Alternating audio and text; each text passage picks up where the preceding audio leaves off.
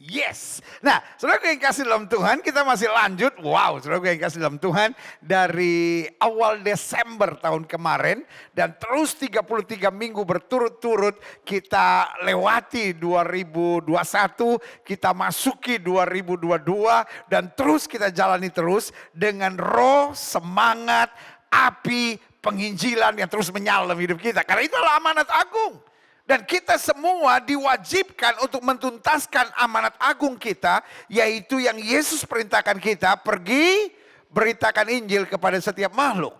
Ini bukan mengkristenkan, saya harus beri garis bawah yang jelas.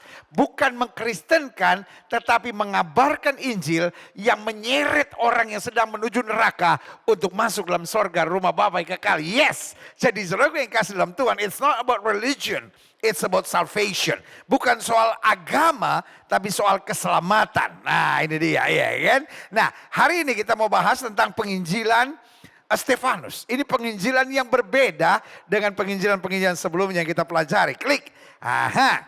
Kisah Rasul 6 ayat 1 sampai 15. Pada masa itu, ketika jumlah murid makin bertambah, timbullah apa? Sungut-sungut di antara orang-orang Yahudi yang berbahasa Yunani terhadap orang-orang Ibrani. Karena pembagian kepada janda-janda mereka diabaikan dalam pelayanan sehari-hari. Ah ini dia. Jadi di mana-mana, di mana ada pertumbuhan, di mana ada kemajuan. Nah, setan akan coba pakai kekurangan-kekurangan, setan akan coba pakai kelemahan-kelemahan untuk menciptakan persoalan besar. Hati-hati. Ibu-ibu jangan mau biarkan setan memakai hidupmu karena melihat kekurangan suamimu. Dan suami-suami jangan mau dipakai setan hanya untuk melihat kekurangan istrimu. Pelayan-pelayan Tuhan juga sama. Jangan hanya melihat kekurangan-kekurangan kecil akhirnya menyerang orang-orang di pelayananmu. Dan saudara-saudara yang menjadi jemaat, saudara-saudara yang terlibat dalam kegiatan pelayanan, jangan sampai hanya karena persoalan-persoalan kecil lalu iblis pakai untuk mendatangkan kerusakan besar. Nah ini yang terjadi. Pada masa itu jumlah murid makin bertambah. Artinya kegerakan rohani makin dahsyat. Penginjilan makin luar biasa. Tetapi yang terjadi bukan sorak-sorai, bukan semangat, bukan makin dahsyat. Tetapi yang terjadi sungut-sungut. Nah, dengar baik. Kalau sudah mulai ada persungutan, berarti setan mulai terlibat. Kita harus waspada, kita harus hati-hati, kita harus jaga diri. Dan kita harus mulai sadar, dalam nama Yesus, saya tidak membiarkan diri dipakai setan untuk sungut-sungut. Nah, jelas ya. Saya ngerti bahasa saya ini gak disukai orang. Apa sih dipakai setan, apa sih dipakai setan? Lu memang dipakai setan, saudara. Sorry, saya gak bisa manis-manisin bahasa saya. I will tell you the truth. Saya akan ngomong sama saudara kebenarannya, because I love you. Saya gak mau jadi pendeta yang hanya disukai orang. Saya mau jadi pendeta yang berkenan di hadapan Tuhan karena saya bicara kebenarannya. Dan kebenarannya seringkali iblis akan pakai hal-hal kecil.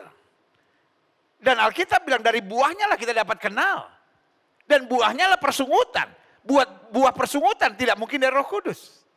Buah persungutan pasti dari apa? Permainan iblis, saudara. Nah, apa yang terjadi? Yang kedua, berhubung dengan itu, kedua belas rasul itu memanggil semua murid-murid berkumpul dan berkata, lihat saudaraku yang kasih dalam Tuhan, jalan keluarnya bukan berdebat, bukan menghakimi, bukan mendiskreditkan, bukan menyerang, jalan keluarnya adalah duduk, berdoa bersama, berdiskusi.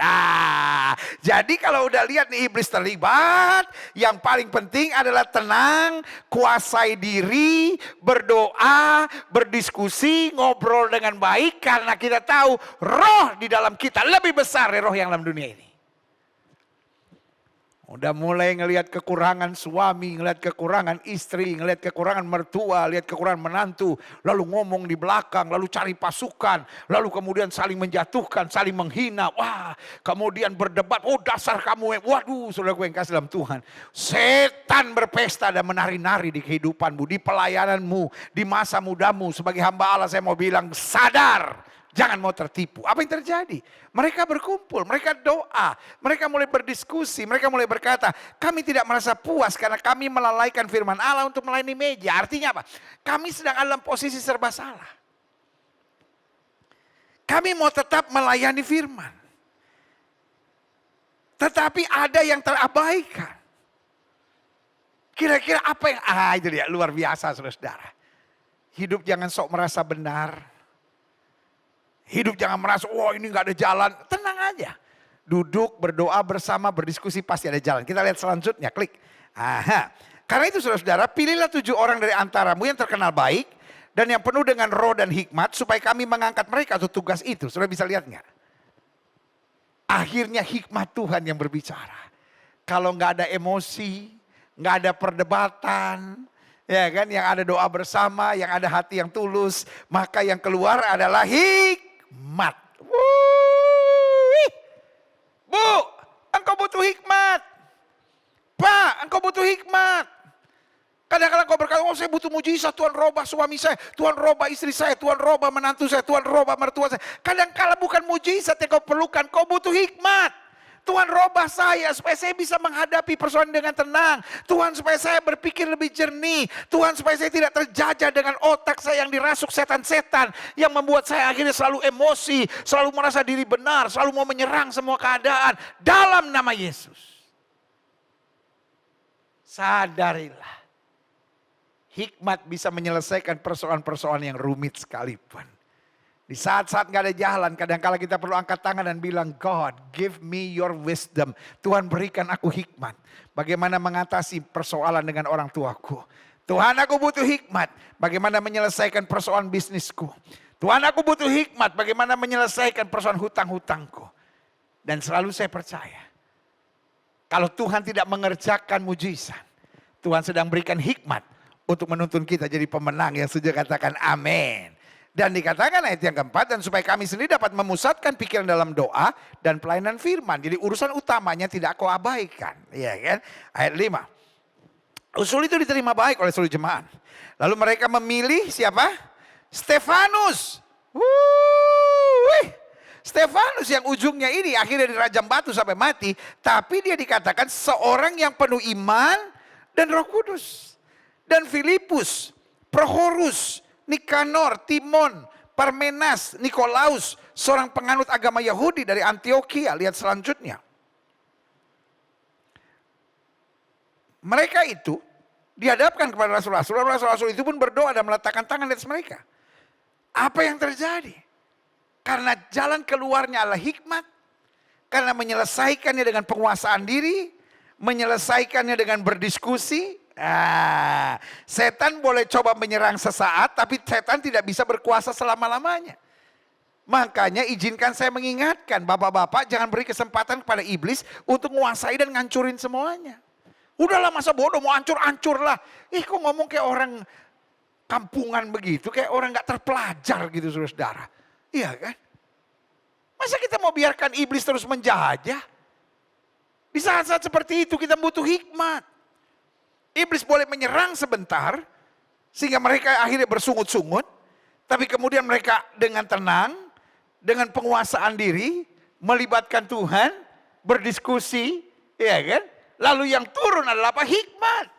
Lalu apa yang terjadi? Firman Allah makin tersebar. Dan jumlah murid di Yerusalem, makin bertambah. Dikatakan apa? Banyak juga sejumlah besar imam menyerahkan diri dan percaya. Wow, kegerakan rohani menjadi semakin dahsyat. Iblis selalu mau menyerang. Tapi kita harus menang. Kita nggak akan pernah bisa menang kalau kita nyalahkan orang. Ya dia harus berubah, dia harus berubah. Kita cuma harapkan mujizat dia berubah. Tapi kadang-kadang Tuhan sedang mau memberi hikmat bagimu. Untuk dapat mengambil keputusan-keputusan dan langkah-langkah yang berkualitas. Kalau cuma nyalain orang gampang. Anjing juga bisa lihat siapapun. Gonggong karena dia pikir itu yang salah. Jangan punya the spirit of dog. Jangan punya roh anjing gitu. Yang kerjaannya cuma gonggong, nyalain suamimu. Gonggong, nyalain istrimu. Gonggong, nyalain orang tuamu. Orang seperti saya beri nama dia punya spirit anjing, saudara, roh anjing. Yang senangnya cuma bikin kerusuhan, bikin kegaduhan, saudara. Tapi saya berdoa. Supaya kita dipimpin oleh Roh Kudus. Yang kita minta selalu adalah hikmat. Karena untuk setiap persoalan pasti ada jalan keluar yang setuju katakan amin. Ayat 8. Dan Stefanus. Yang penuh dengan karunia dan kuasa. Lihat, tadi dikatakan penuh dengan iman. Seorang yang penuh dengan roh. Tetapi bukan hanya sampai di situ, dia juga penuh karunia dan kuasa. Pelayanannya apa yang terjadi? Meskipun dia harusnya menangani meja. Artinya melayani pelayanan sosial. Tetapi Stefanus yang penuh dengan karunia dan kuasa mengadakan mujizat-mujizat dan tanda-tanda di antara orang banyak. Wow. Saudaraku yang kasih dalam Tuhan. Ini yang saya beri nama penginjilan. Dia menginjil bukan karena kemampuannya berkata-kata, dia menginjil bukan karena pengetahuan Alkitabnya, tapi dia menginjil karena kasih yang ada dalam hatinya. Roh Tuhan, iman yang ada padanya. Sehingga dia mau berbagi, dia mau menolong, itulah prinsip penginjilan. Jangan menginjil kalau hanya ingin mau merubah orang. Yang ada hanya kearoganan kita. Yang ada akhirnya hanya manipulasi kita. Penginjilan harus dimulai dengan kasih. Karena kita mengasihi jiwa-jiwa. Kenapa kita berdoa buat yang sakit? Masa bodoh lah orang mau bilang, apa itu karismatik, doa buat orang sakit, murahan.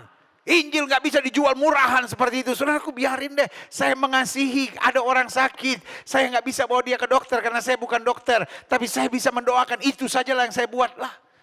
Kalau orang itu nggak sembuh kan nggak apa-apa, saya kan nggak salah. Saya kan cuma mengingatkan dia. Kalau dia mau ke dokter, dia bisa bayar dokter, silahkan. Saya hanya menguatkan imannya supaya dia jangan putus asa. Saya doakan kesembuhan baginya. Kalau Tuhan mengerjakan mujizat juga bisa.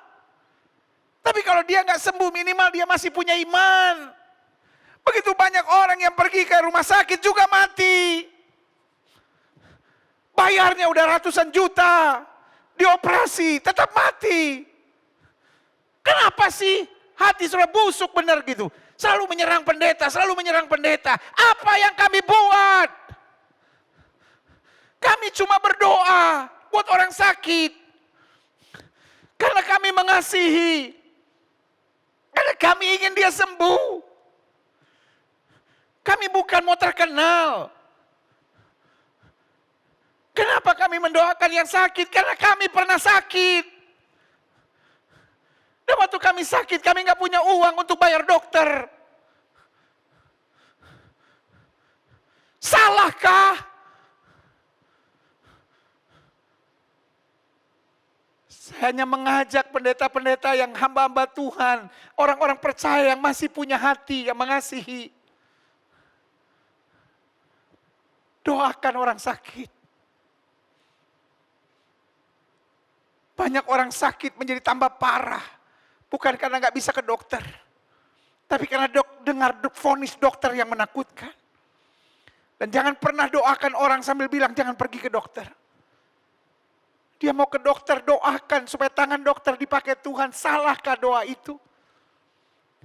Kalau dia minum obat-obatnya kita doakan supaya dipakai Tuhan untuk mengerjakan mujizat.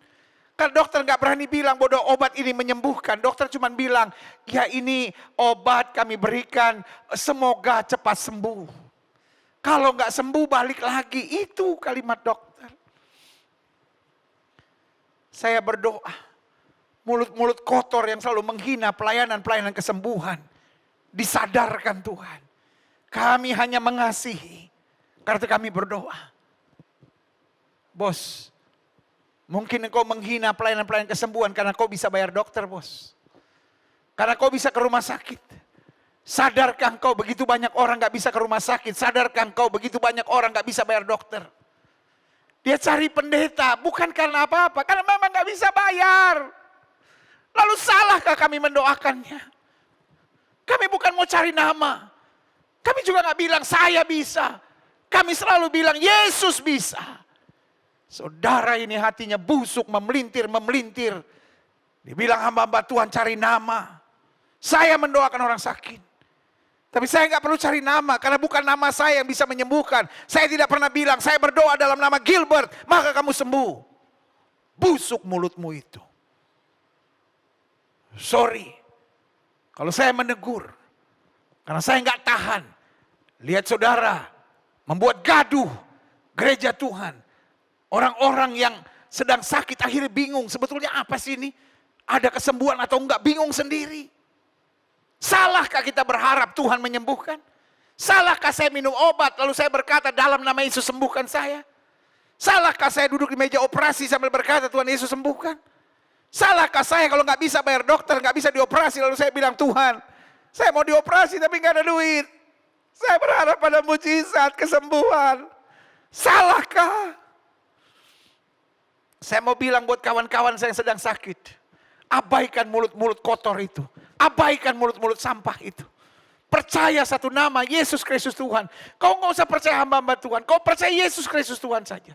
Dia bisa pakai siapa saja. Dia juga bisa pakai doamu. Dan untuk itu Alkitab bilang oleh bilur-bilurnya kamu yang percaya sudah disembuhkan. Yes. Tanamkan dalam rohmu. Penginjilan itu dasarnya. Saya mengasihi. Karena Stefanus mengasihi. Ayat 8 bilang, dan Stefanus yang penuh dengan karunia dan kuasa. Mengadakan mujizat-mujizat dan tanda-tanda di antara orang banyak. Why? Bukan mau nonjolkan diri. Kita kalau doa orang sakit gak pernah bilang dalam nama Gilbert. Dalam nama pendeta Udin. Dalam nama pendeta Amir. Tidak. Kita mau tinggikan satu nama yang memang punya kuasa. Boleh gak sih stop dengan kegaduhan-kegaduhan yang gak jelas ini. Engkau kayak mencari-mencari sensasi. Apa tujuanmu juga gak jelas saudara-saudara. Selanjutnya saya lihat Alkitab ayat yang ke-9. Tapi tampillah beberapa orang dari jemaat Yahudi yang disebut jemaat orang Libertini. Anggota-anggota jemaat itu adalah orang-orang dari Kirene dan dari Alexandria. Bersama-sama dengan beberapa orang Yahudi dari Kilikia dan dari Asia. Orang-orang ini apa? Bersoal jawab dengan Stefanus. Apa yang dia soalkan jawab? Kembali ke ayat 8. Ayat ke-8 bilang apa? Dan Stefanus yang penuh dengan karunia dan kuasa mengadakan mujizat-mujizat dan tanda-tanda di antara orang banyak. Jadi sementara mujizat, sementara kesembuhan, sementara setan-setan dilepaskan, sementara kuasa Allah dinyatakan. Coba lihat apa yang terjadi ayat 9. Tampillah beberapa orang bukan dari preman, dari jemaat Yahudi. Yang disebut jemaat orang Libertini, anggota jemaat orang-orang Kirene, Alexander, berarti orang-orang yang mengenal Tuhan. Saudara gue kasih bisa gak saudara lihat sih? Setan yang sama, yang bekerja memakai jemaat-jemaat Yahudi, orang Libertini pada waktu itu, memakai kelompok-kelompok tertentu yang selalu menyerang ketika mujizat sedang terjadi. Pola kerja iblis selalu sama. Wake up church, wake up church, wake up church. Bangun gereja Tuhan. Iblis sedang menciptakan kekacauan-kekacauan. Sehingga orang yang sakit gak punya pengharapan lagi karena kegaduhan yang ada. Akhirnya dia tawar hati. Orang-orang yang sedang butuh mujizat gak berharap lagi pada Yesus. Karena takut. Ada kelompok-kelompok orang-orang yang kerasukan setan lalu kemudian menyerang dan berkata, hati-hati dengan hamba-hamba Tuhan yang berdoa untuk orang sakit. Hati-hati dengan hamba-hamba Tuhan, mereka cuma cari duit. Kita gak cari duit. Habis kita doakan kita juga gak ketemu mereka lagi. Kadang-kala kita cuma bilang di rumah masing-masing letakkan tangan kananmu di bagian tubuh yang sakit. Saya gak pernah bilang nanti kalau udah sembuh kirim persembahan ke gereja. Enggak. Kalaupun mereka mau bawa persembahan saya bilang kembalikan ke gereja kamu masing-masing. Terus salahnya apa? Tetapi saya ketemu ayat ini. Bahwa ternyata setan yang sama yang bekerja pada saat itu menyerang Stefanus. Setan yang sama juga sedang menyerang hamba-hamba Tuhan yang sedang melayani dan fokus untuk meninggikan nama Yesus. Ayat 10. Tetapi lihat. Mereka tidak sanggup melawan hikmatnya dan roh yang mendorong dia berbicara. Karena dasar dari Stefanus adalah kasih. Ayat 11. Lalu mereka menghasut beberapa orang. Untuk mengatakan kami telah mendengar dia mengucapkan kata-kata hujat terhadap Musa dan Allah. Hello. Akhirnya yang ditebarkan apa? Hoax. Hamba-hamba Tuhan itu cuma cari duit. Hamba-hamba Tuhan itu meninggikan namanya sendiri. Sama persis kan? Hello. Boleh gak saudara lihat? Saya gak sedang address my sermon to someone. Tapi saya sedang address my sermon to everyone. Untuk membuka pikiran kita. Bahwa roh setan yang sama yang bekerja waktu itu. untuk menciptakan kegaduhan dalam pelayanan dalam gereja. Ketika ada kuasa, ada mujizat, ada pelayanan-pelayanan yang menyembuhkan, ada pelayanan-pelayanan dahsyat, roh setan yang sama sedang menyerang kelompok tertentu dan sedang berbicara di channel-channel YouTube tertentu hanya untuk menciptakan kekacauan, kegaduhan, dan ketidaknyamanan dengan tuduhan-tuduhan sesat, cari duit, meninggikan diri sendiri, ajaran yang tak berdasar. Sama persis. Ayat 12. Dengan cara demikian mereka mengadakan satu gerakan. Dengan khotbah di YouTube untuk menciptakan kegaduhan, mereka menciptakan satu gerakan. Di antara orang banyak serta tua-tua dan ahli-ahli Taurat. Mereka menyergap Stefanus, menyeretnya dan membawanya ke hadapan mahkamah agama. Untung mahkamah agama sekarang udah nggak ada. Mereka aja yang merasa diri hakim. Yang merasa diri paling benar. Lalu nyerang semua orang. Saya hanya ingatkan, gereja Tuhan, kembali pada Injil yang murni. Injil yang percaya kuasa Roh Kudus, Injil yang percaya karunia-karunia Roh, Injil yang percaya kuasa dan mujizat atas nama Tuhan Yesus Kristus. Selama yang kita panggil nama Tuhan Yesus Kristus, setan tidak bisa ikut terlibat di sana. Amin. Alkitab bilang mintalah Roh Kudus. Tidak pernah Tuhan memberikan batu untuk anak-anak yang minta roti. Kalau kita minta kesembuhan dari Tuhan Yesus, nggak mungkin yang datang setan. Nama Yesus terlalu berkuasa. Kenapa? Saudara nggak percaya lagi nama Yesus berkuasa? Saudara pikir kita memanggil-manggil nama Yesus, tiba-tiba setan yang bisa datang? Waduh, aturan dari mana itu saudara? Lihat selanjutnya, ayat 13. Lalu mereka memajukan saksi-saksi palsu. Wah, orang udah hatinya busuk. Kesaksian-kesaksian palsu pun dipakai. Orang ini terus-menerus mengucapkan perkataan yang menghina tempat kudus ini dan hukum Taurat. Iya kan? Selalu ujung-ujungnya, wah ini menghina Yesus, wah ini sesat, wah ini gak pakai Alkitab, ini comot-comot ayat. Loh, ayatnya jelas kok. Oleh bilur-bilur Yesus kamu yang percaya disembuhkan. Kalau ada yang sakit, panggil penatua, doa dengan minyak, lalu mujizat Tuhan dinyatakan. Simple. Iya kan? Ayat 14, sebab kami telah mendengar dia mengatakan bahwa Yesus orang Nazaret itu akan merubuhkan tempat ini dan mengubah adat istiadat yang diwariskan oleh Musa kepada kita. Semua orang yang duduk dalam sidang mahkamah agama itu menatap Stefanus. Lalu mereka melihat muka Stefanus sama seperti muka seorang malaikat. Mereka gregetan, kenapa lihat muka Stefanus penuh dengan kemuliaan Tuhan. Saudaraku, makin kau melayani, makin banyak orang gregetan lihat saudara. Tapi ini yang saya mau bilang, maju terus. Dan saudara-saudara tetap ada dalam kemurnian Injil. Tetap nantikan jamahan Tuhan. Klik selanjutnya. Kisah Para Rasul 7 ayat 54 sampai 60. Ketika anggota-anggota mahkamah agama itu mendengar semuanya itu, sangat tertusuk hati mereka. Maka mereka menyambutnya dengan gertakan gigi. Loh kenapa? Apa yang diomongkan Stefanus? Stefanus cuma melayani. Stefanus cuma menolong orang lain. Menuntunnya pada mujizat dan kuasa Allah. Tapi apa yang terjadi? Orang banyak mulai datang pada Stefanus. Dan mereka mulai ditinggalkan. Karena mereka cuma Farisi. Mereka cuma ngomong tanpa kuasa. Mereka cuma senangnya menghakimi. Ditinggalkan. Dan apa yang terjadi kemudian? Mahkamah agama tambah marah. Tapi Stefanus yang penuh dengan Roh Kudus menatap ke langit lalu melihat, ini yang saya senang. Saudara kalau diperhadapkan pada begitu, jangan lihat muka orang, lihat ke langit. Maka yang kita lihat kemuliaan Allah. Kalau engkau dikhianati, engkau disakiti, jangan lihat orangnya, lihat Yesus. Maka engkau akan melihat kemuliaan Allah dan Yesus berdiri di sebelah kanan Allah. Lalu katanya, sungguh aku melihat langit terbuka dan anak manusia berdiri di sebelah kanan Allah. Lihat selanjutnya. Maka berteriak-teriaklah mereka dan sambil menutup telinga serentak menyerbu dia. Mereka menyeret dia keluar kota lalu melemparinya dan saksi-saksi meletakkan jubah mereka di depan kaki seorang muda yang bernama Saulus.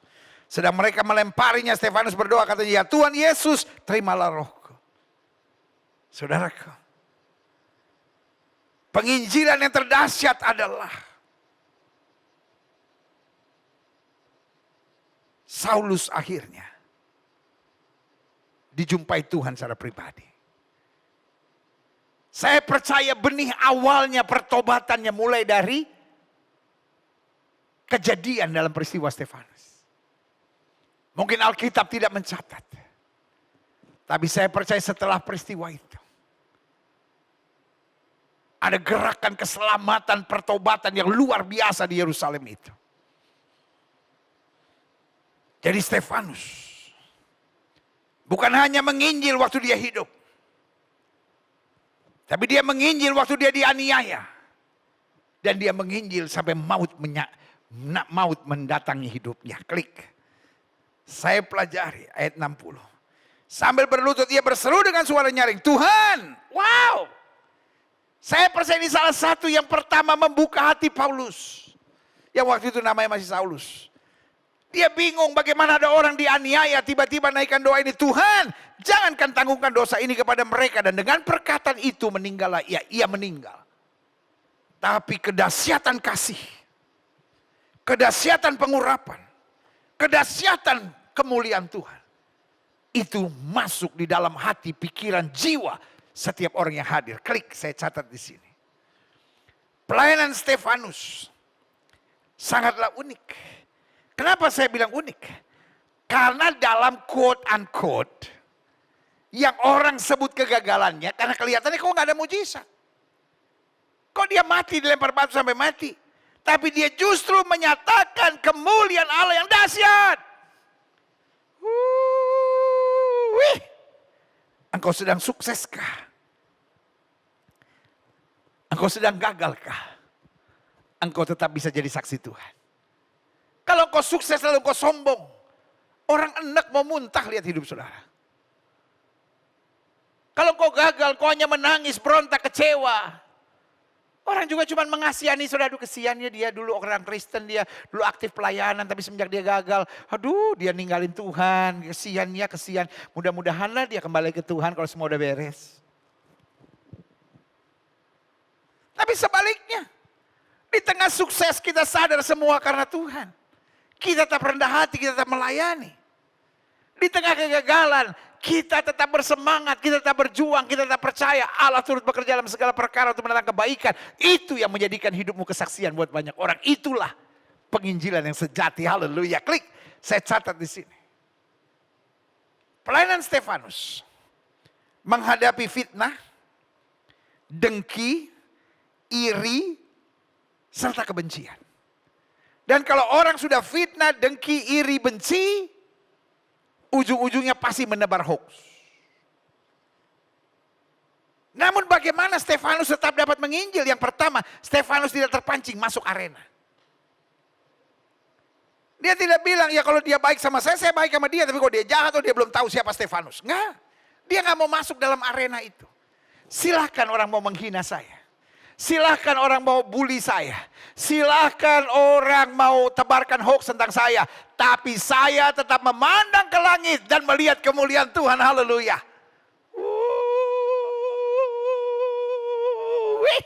Amin. Yang kedua, Stefanus bukannya tidak terpancing masuk arena. Tapi Stefanus tidak terpengaruh dan membalas. Karena yang ada dalam pikirannya, yang alam hatinya bukan rasa sakitnya. Bukan apa yang mereka kerjakan. Tetapi yang ada di hatinya adalah kasih Tuhan. Firman Tuhan.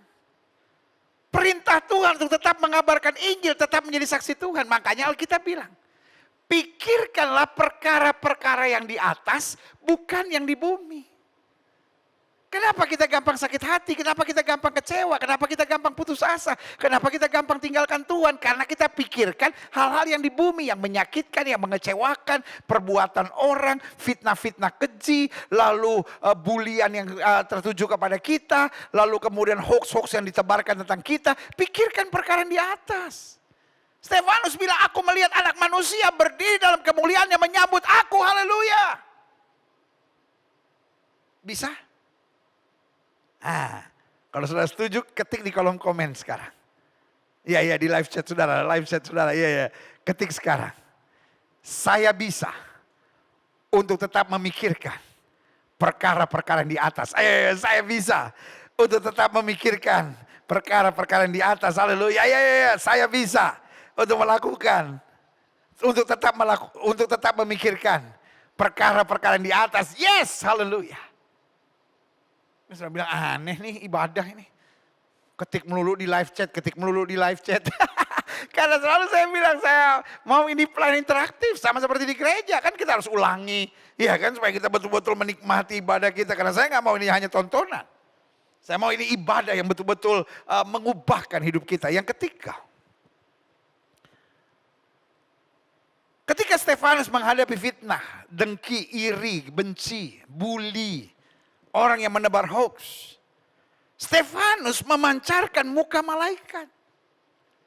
Waduh, kita kadang-kala kalau nggak senang saudara, muka kita udah muka setan saudara.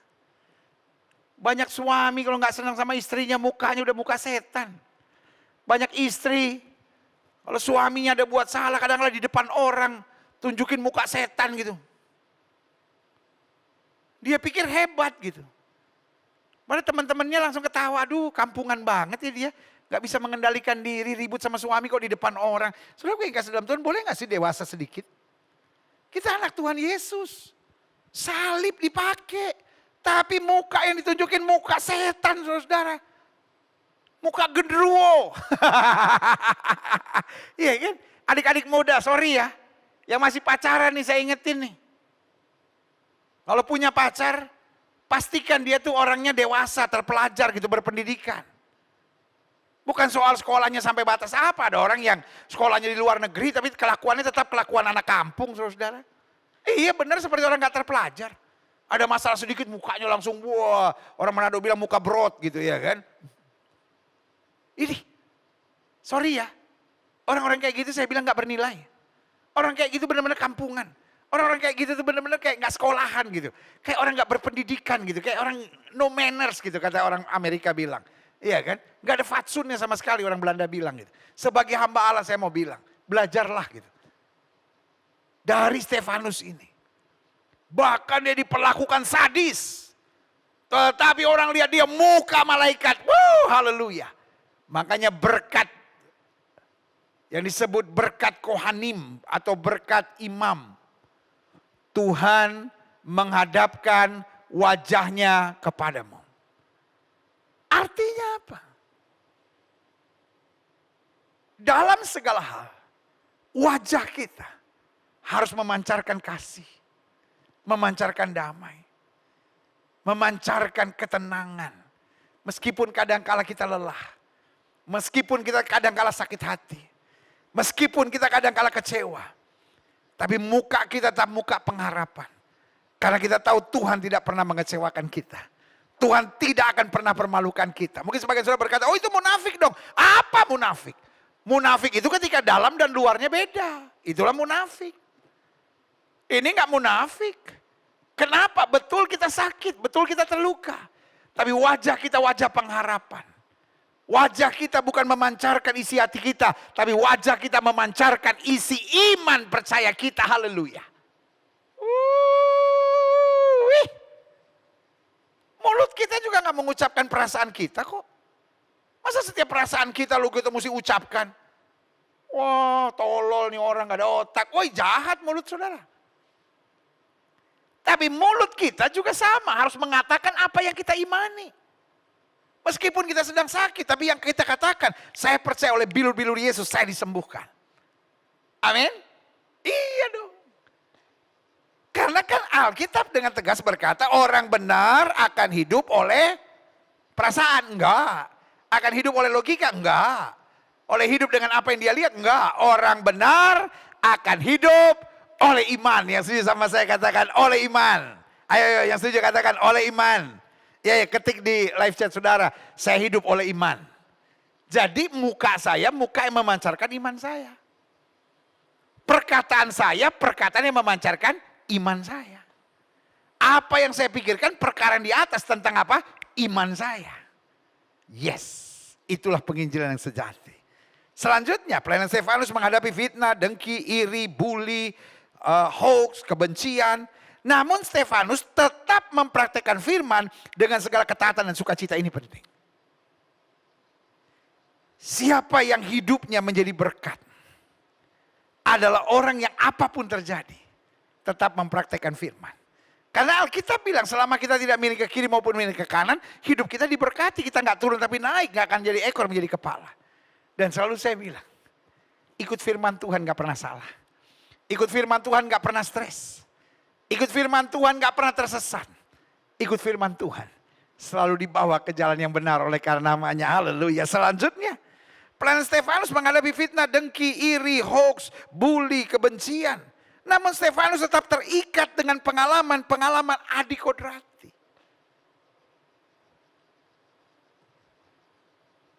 Hidup ini bukan hanya soal logika. Tapi hidup ini juga soal mujizat. Makanya Alkitab bilang, manusia hidup bukan dari roti saja. Apa artinya roti? Sesuatu yang alamiah. Sesuatu yang kodrati. Tetapi manusia hidup oleh firman yang keluar dari mulutnya Allah. Dan dalam firman yang ada apa? Mujizat, kuasa, hal-hal yang kodrati.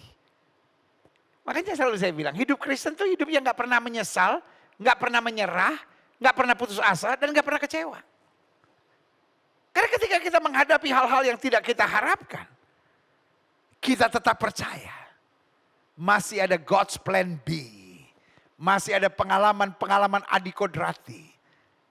Yang secara logika sulit kita pahami. Tetapi dalam iman kita percaya apa saja yang Yesus mau pasti jadi. Daud berhadapan dengan Goliat, pakai logika apa juga gak bakal menang. Tapi kenapa Daud berani maju? Karena dia tahu ada kesempatan pengalaman Adi Kodrati untuk setiap mereka yang mengandalkan Tuhan. Makanya ketika dimaki oleh Goliat, anjing ke aku sampai kau datangin aku dengan batu seperti itu. Dia bilang apa? Engkau boleh mendatangi aku dengan pedang, tombak dan lembing. Tapi aku datangi kau dengan nama Tuhan semesta alam. Hari ini juga aku akan menyerahkan mayatmu pada burung-burung di udara. Apa yang dia maksudkan? Dia sedang bilang, meskipun I don't know how, I can't explain it now. Saya nggak bisa jelaskan itu sekarang. But I know for sure, He is a miraculous working God. Dia Allah yang melakukan mujizat-mujizat yang luar biasa. Haleluya, klik. Selanjutnya saya pelajari. Apa rahasia kedahsyatan dan keunggulan penginjilan Stefanus? Yang pertama, dia tidak sibuk klarifikasi. Dan tidak sibuk membenarkan diri. Ini dia. Ada banyak orang hari-hari ini kau difitnah, diserang. Akhirnya gak ada waktu lagi untuk melayani. Akhirnya sibuk mengklarifikasi kiri kanan untuk membenarkan diri. Selalu saya katakan. Orang yang kenal saudara, yang tahu kualitas saudara, yang percaya sama saudara. Tidak pernah butuh klarifikasi saudara.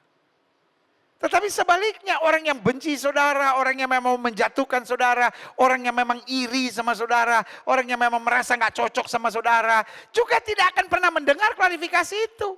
Dia tetap akan cari kekurangannya, dia tetap akan cari kesalahannya. Jadi selalu saya bilang, klarifikasi dan membenarkan diri adalah perbuatan yang sia-sia dan hanya buang waktu percuma. Anak-anak Tuhan pegang Matius 6 ayat 33. Cari dahulu kerajaan Allah serta kebenarannya, semuanya akan ditambahkan dalam hidup kita. Haleluya. Itulah kekuatan Stefanus. Bu, Pak, kalau ada orang yang nuduh kita, siapapun mereka, gak usah klarifikasi. Jalan aja terus. Karena makin kau klarifikasi, makin dicari-cari kekurangan kesalahanmu dan makin kau tambah sakit. Dan itu yang setan mau supaya engkau gak fokus pada Tuhan. Hanya fokus mencari pembenaran diri. Saudaraku, biarlah kalau kita dibenarkan bukan oleh manusia. Tapi oleh Tuhan sendiri. Yang kedua. Apa rahasia kedahsyatan dan keunggulan pelayanan atau penginjilan Stefanus? Dia selalu mengandalkan hikmat Tuhan. Sadarilah. Emosi membuat kita tidak dapat lagi mendengar suara Tuhan. Makanya dia memandang ke langit. Di situ dia lihat kemuliaan Tuhan. Hatinya sakit gak? Hatinya luka gak? Ada keinginan mau marah gak? Ada keinginan kecewa gak? Ada pemberontakan dalam jiwa untuk berkata, Tuhan kenapa engkau gak bela aku? Gak ada semua.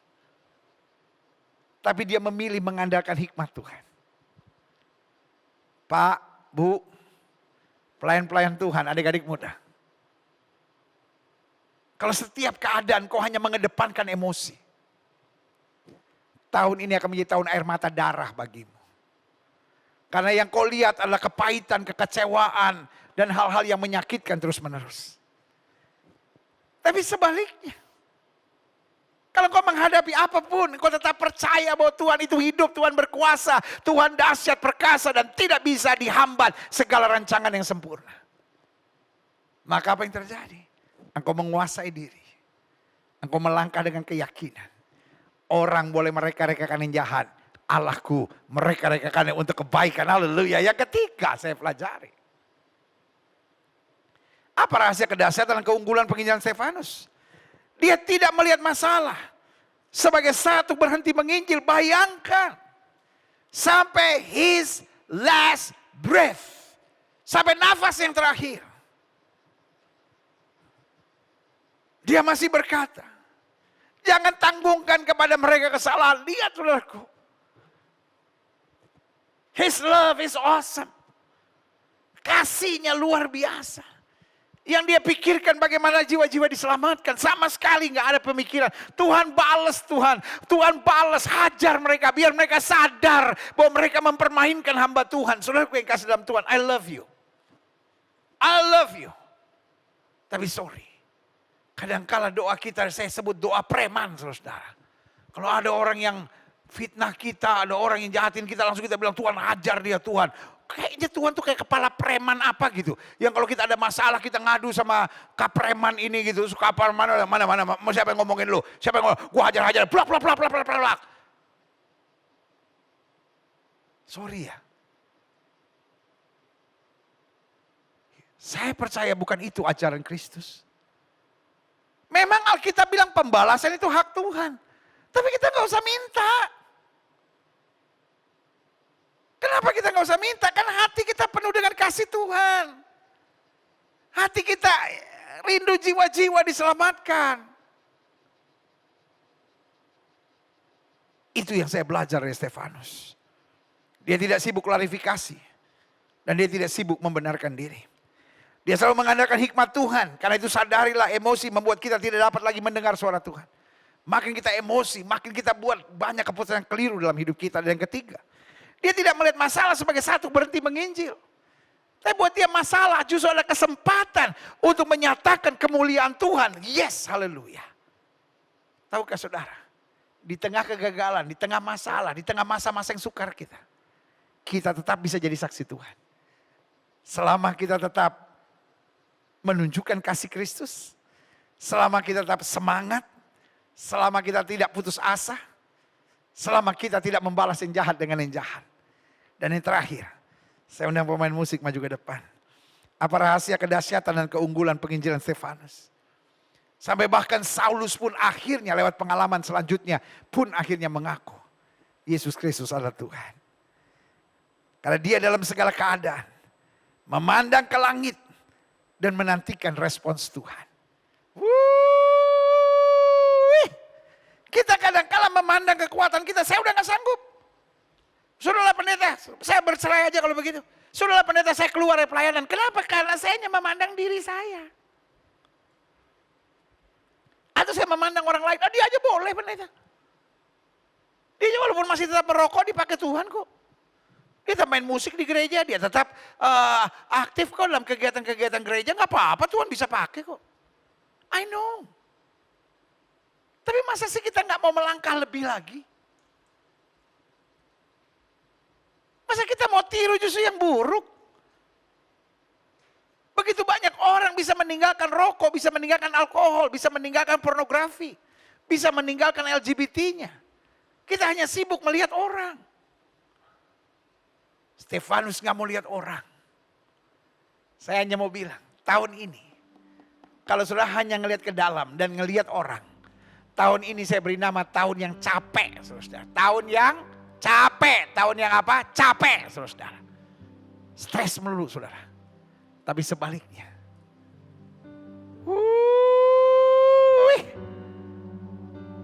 kalau saudara melihat Tuhan, maka tahun ini akan bernama tahun kelegaan. Aku punya Tuhan yang besar, yang telah berjanji dan sanggup menggenapi. Imanku bersepakat, percaya kuasanya.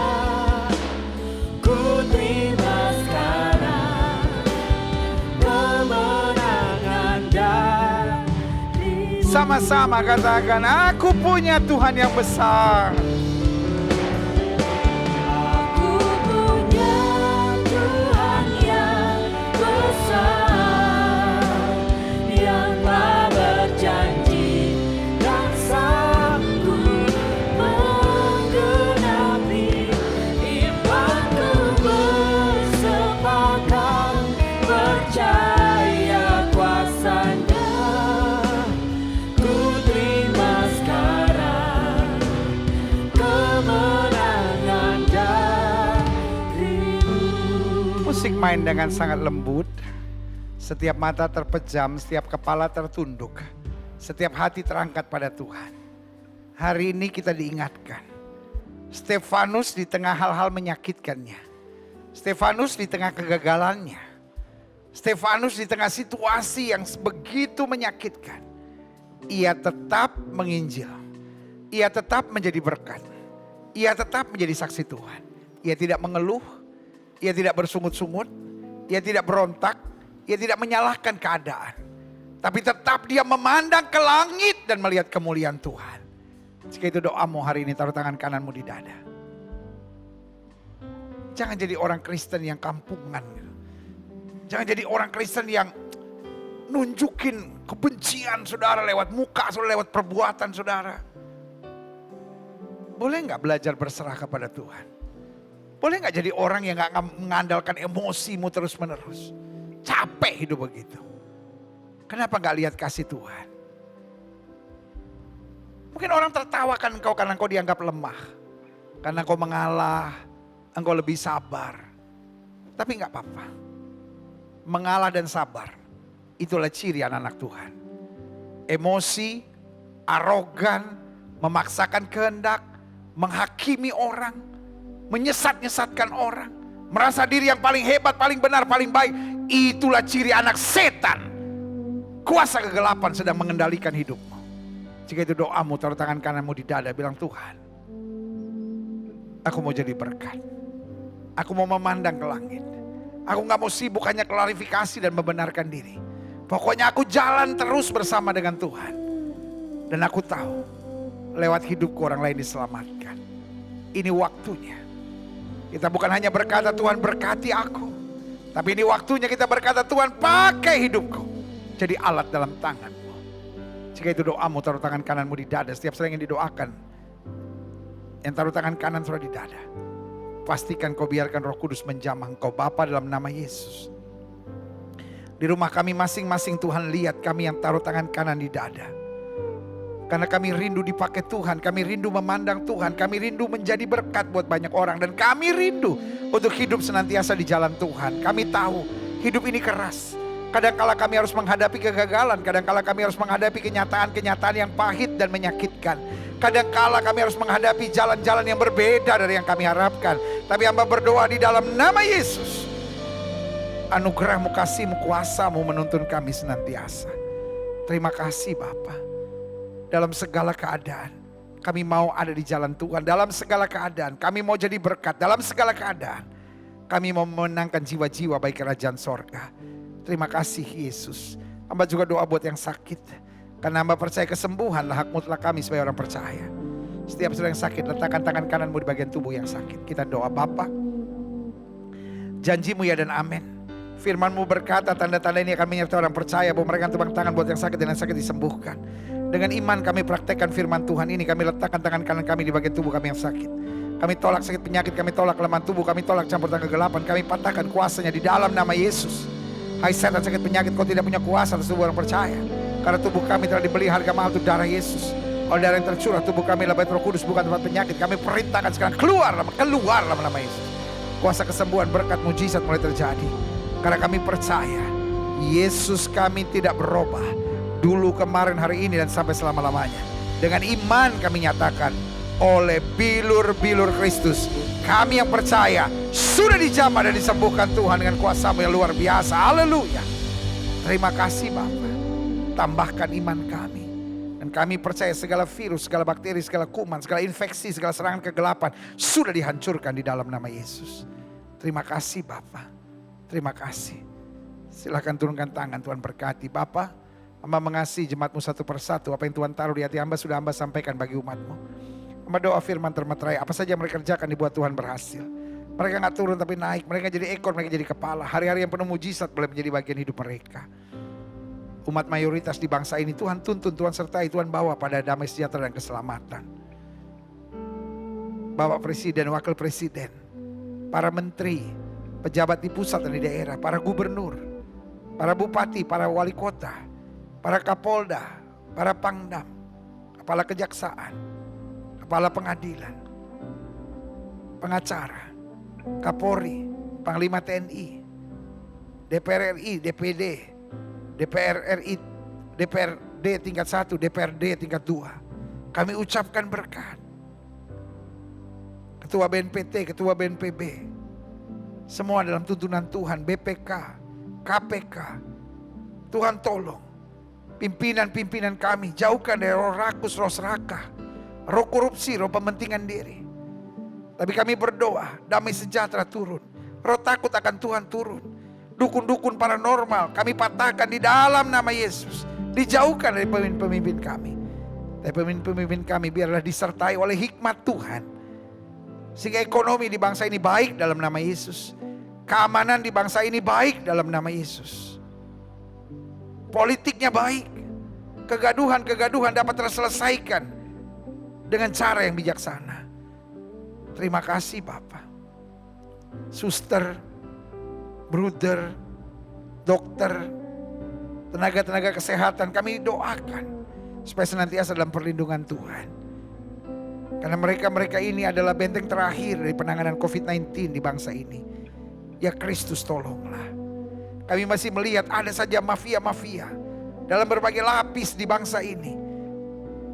Baik mafia-mafia ekonomi, mafia-mafia kesehatan, dan mafia-mafia apapun yang mendatangkan kekacauan-kekacauan, mencari keuntungan-keuntungan di tengah penderitaan. Kami hancurkan ikatan kuasanya di dalam nama Yesus. Tuhan jamah sadarkan mereka untuk kembali ke jalan yang benar. Sehingga para mafia ini tidak mendekat pada kekuasaan, tapi justru tersingkir dengan cara Tuhan. Terima kasih Bapak. Gereja-gereja di mana-mana tempat Tuhan pakai untuk menyatakan kebenaran-Mu. Gerejamu di tempat ini, Gereja Bethel Indonesia Global Fellowship Center, Tuhan pakai terus untuk menegakkan kerajaan Allah dalam kebenaran dan kasih. Dan akhirnya setiap kami yang menerima firman hari ini, tolong kami untuk menyadari bahwa selama kami tidak miring ke kiri maupun miring ke kanan, hidup kami diberkati. Kami tidak turun tapi naik, tidak menjadi ekor, dipimpin menjadi kepala. Terima kasih Tuhan Yesus. Terima kasih Tuhan Yesus. Engkau terlalu baik. Engkau mengingatkan kami terus untuk hidup di dalam jalan-Mu. Dan kami dapat katakan kami adalah orang-orang yang berbahagia. Karena orang-orang yang berbahagia adalah orang yang mendengar firman dan mempraktekkan dalam kehidupan sehari-hari. Di dalam nama Yesus kami berdoa sama-sama, kita yang percaya katakan amin. Haleluya. Yesus dahsyat, Yesus luar biasa.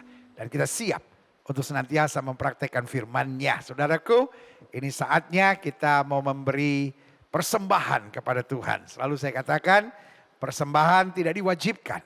Hanya buat mereka yang sudah mengerti dan digerakkan oleh Roh Kudus. Karena kita tahu, kita tidak boleh datang ke hadirat Tuhan dengan tangan yang hampa. Jadi pastikan kita beri dengan sukacita, beri dengan sukarela. Kita memberi bukan supaya diberkati, tapi kita memberi karena berkat Tuhan sudah sangat luar biasa dalam hidup kita. Kita berdoa, Bapa, kami memberi karena Tuhan terlalu baik. Kami memberi karena berkat Tuhan selalu luar biasa. Kami memberi karena Kristus telah terlebih dahulu memberi hidupnya buat kami. Karena itu kami tidak mau menghina Tuhan dengan memberi seenaknya dan semaunya. Kami mau memberi dengan yang terbaik, dengan sukacita dan sukarela. Karena kami tahu waktu kami memberi dengan sukacita dan sukarela, maka berkat Tuhan akan luar biasa dalam hidup kami, dihalaukan dari kami. Belalang pelompat, belalang pengerip, belalang pindahan. Tapi diperintahkan kepada kami berkat yang sempurna, sehingga bukan hanya kami diberkati, tapi anak cucu kami tidak akan meminta-minta roti. Terima kasih Bapa. Bahkan yang mengelola persembahan ini Tuhan arahkan, Tuhan tuntun. Sehingga selalu dapat diarahkan pada jiwa-jiwa, pada perluasan kerajaan Allah. Dan untuk mendukung hamba-hamba Tuhan melakukan yang terbaik dalam pelayanan pekerjaan Tuhan. Kami siap memberi yang terbaik di dalam nama Yesus. Yang siap memberi yang terbaik, sama-sama kita katakan amin. Haleluya. Saudaraku, persembahan seperti biasa secara dewasa melalui transfer bank, melalui scan QR, melalui M-Banking, dan melalui cara-cara transfer lainnya. Dan bersamaan dengan saudara memberi, jangan bubar dulu, jangan keluar dulu. Karena saya masih akan ada untuk doa berkat, doa penutup, dan juga doa pengutusan. Nah, bersama dengan saudara memberi, kita akan ikuti ministry update, apa yang terjadi seminggu kemarin, serta church update, apa yang terjadi seminggu depan. Haleluya.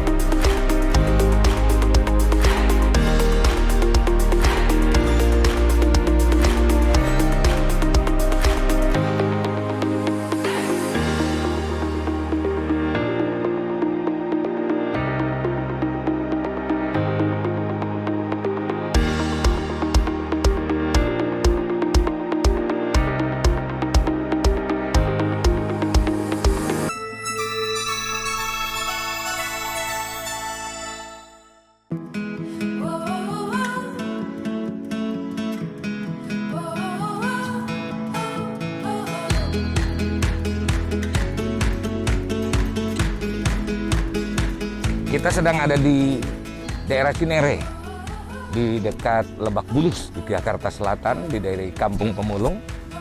Berikut kami sampaikan liputan kegiatan Kamu Hebat Peduli untuk edisi minggu ini. Dari Pondok Labu, tepatnya di daerah pemukiman Pemulung, Kamu Hebat dan tim Diakonia Glow Fellowship Center membagikan paket makanan untuk saudara-saudara kita yang berada di lokasi tersebut. Tim Kamu Hebat dan Diakonia Glow Fellowship Center mendatangi masing-masing keluarga untuk berbagi kasih dan kepedulian. Semangat terus Ibu. Uy, rajin berdoa, rajin bekerja, selama ada Tuhan, pasti Tuhan tolong ya. Makasih Pak. Kamu hebat. Kamu hebat. Amin. Ibu, terima Bu. Terima kasih Pak, saya dapat bantuan sama Bapak. Kamu hebat.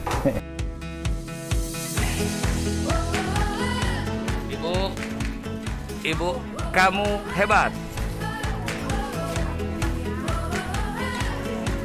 Ibu, semangat terus.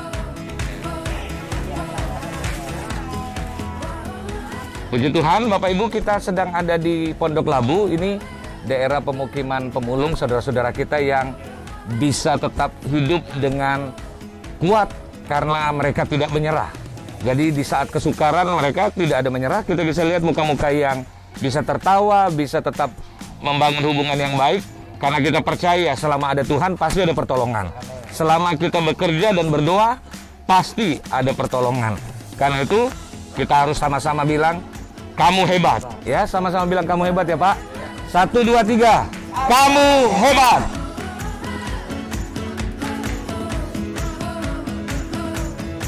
Ya, ini kondisi rumah di daerah Lapak Pemulung, tapi kita bisa lihat rumahnya dalam kesederhanaan, tapi kita bisa lihat muka suami istri saling sayang, mereka juga bersuka cita, dan makanya ini juga bisa jadi berkat bahwa kita yang mungkin keadaan rumah lebih baik, tetapi kita bisa belajar dalam kelemahan, dalam kekurangan, bahwa kebahagiaan itu ada di dalam hidup kita karena masih ada Tuhan yang menyertai.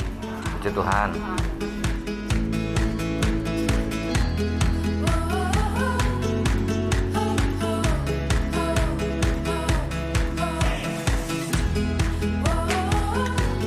Ibu, kamu hebat. Ibu baca tuh tulisnya. Apa Ibu? Iya, kamu hebat. Ya. Yang ini. Ya, mau lihat ke kamera tuh Bu. Oh iya. Ibu bilang, Makasih Pak, kamu hebat.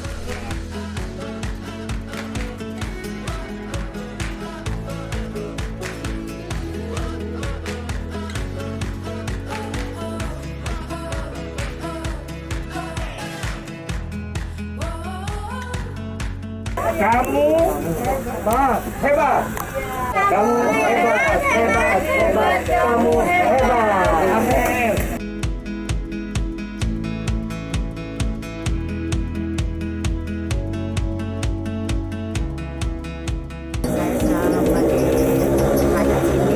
Alhamdulillah dikasih rezeki, dikasih sembako. Alhamdulillah, semoga Bapak panjang umur, sehat selalu, ketemu lagi. Terima kasih, saya kira. Terima kasih. Kamu hebat. Kamu hebat. Iya.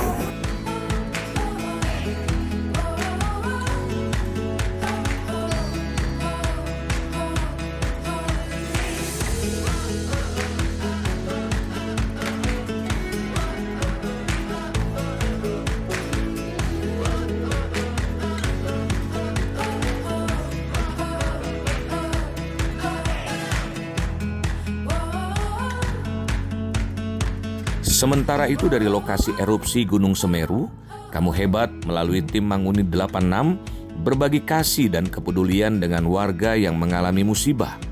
Setiap harinya tim Manguni 86 melalui dapur kasih menyediakan kebutuhan makanan bagi warga pengungsi yang berada di lokasi erupsi Gunung Semeru.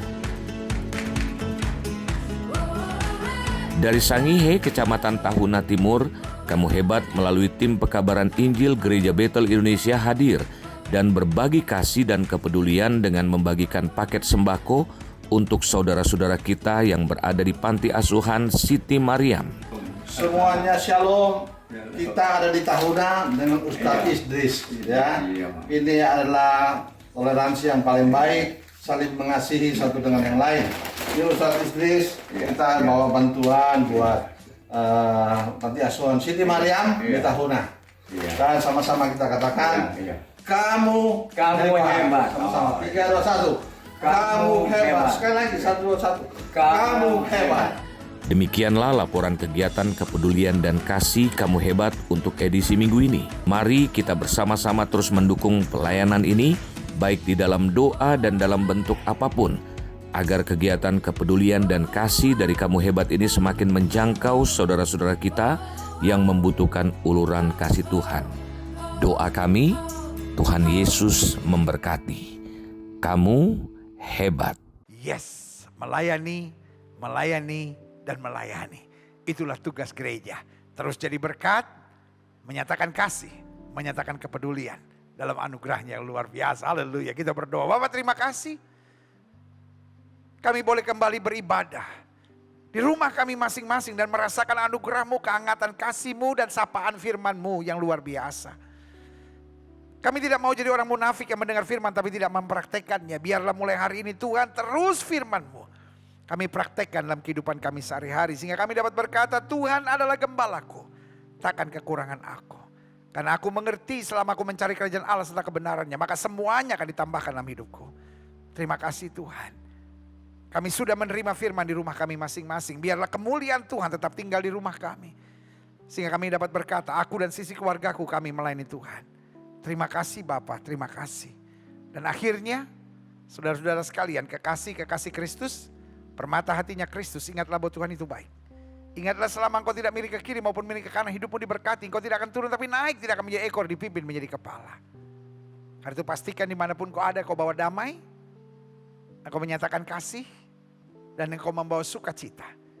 Serta dimanapun kau mengabarkan Injil. Suami-suami, kasihlah istrimu dan janganlah berlaku kasar kepadanya. Istri, tunduklah kepada suamimu dan hormatilah suamimu. Orang tua, Jangan bangkitkan sakit hati dari anak-anakmu, dan anak-anak hormatilah, taatilah orang tuamu di dalam Tuhan. Jemaat sekalian, terimalah berkat Tuhan. Kasih dari Allah Bapa, anugerah keselamatan dari Tuhan Yesus Kristus, pimpinan, urapan, penyertaan, hikmat, karunia-karunia dan buah-buah Roh Kudus menyertai hidup kita masing-masing. Mulai hari Minggu yang penuh berkat, penuh mujizat dalam lawatan Allah di rumah masing-masing bersama Gereja Bethel Indonesia Global Fellowship Center sampai Maranatha. Yesus Kristus datang kembali untuk menjemput setiap orang yang hidup sesuai kehendak.